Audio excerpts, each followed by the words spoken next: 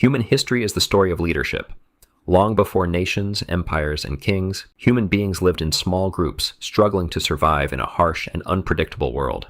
There were no governments, no written laws, no armies, only survival. But even in those early societies, leadership already existed. Someone had to make decisions. Someone had to guide the group. Someone had to protect others from danger. To understand the first rulers in history, we must go back to the very beginning, back to prehistoric humanity. Thousands of years ago, humans lived as hunter-gatherers. For most of human history, this was the only way of life. They moved constantly, following animals and searching for food. Life was difficult, food was limited, the environment was dangerous.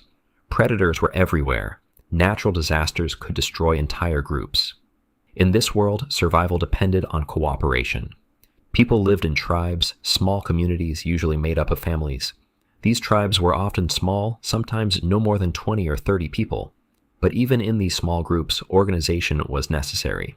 Someone had to decide when to move, where to hunt, when to rest, and how to respond to danger.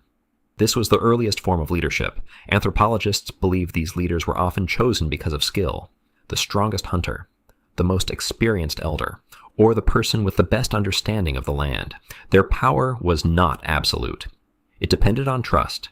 If they failed, the tribe could reject them. This was leadership based on survival, simple but essential. As human knowledge grew, leadership began to evolve. One of the greatest turning points was fire. The discovery and control of fire transformed human life. Fire provided warmth, protection, and light. It allowed humans to cook food, making it easier to digest and safer to eat.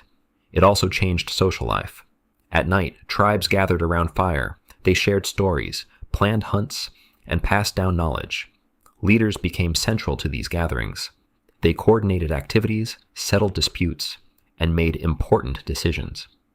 At this point, leadership was no longer based only on physical strength. Knowledge became power. Understanding weather patterns, animal behavior, and migration routes gave certain individuals more influence. This was the beginning of social hierarchy. Not yet kings, but clearly leaders. Then came the greatest transformation in human history, the agricultural revolution.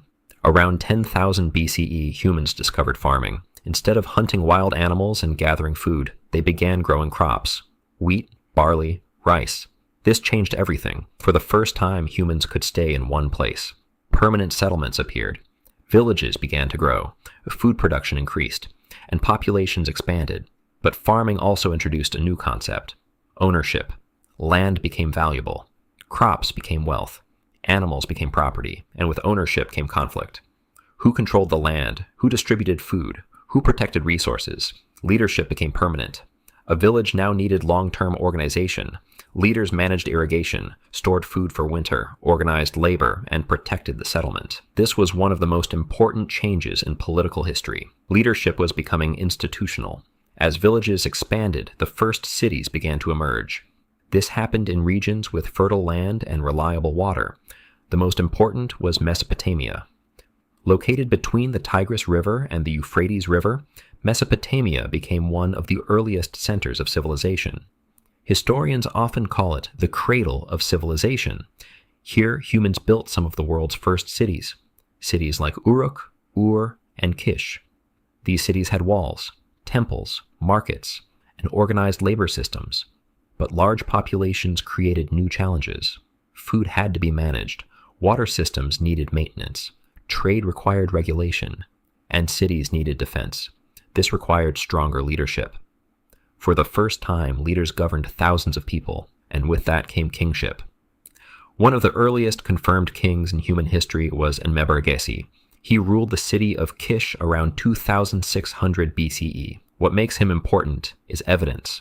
Unlike many earlier rulers, his name appears in inscriptions and archaeological discoveries. This makes him one of the earliest historically verified kings.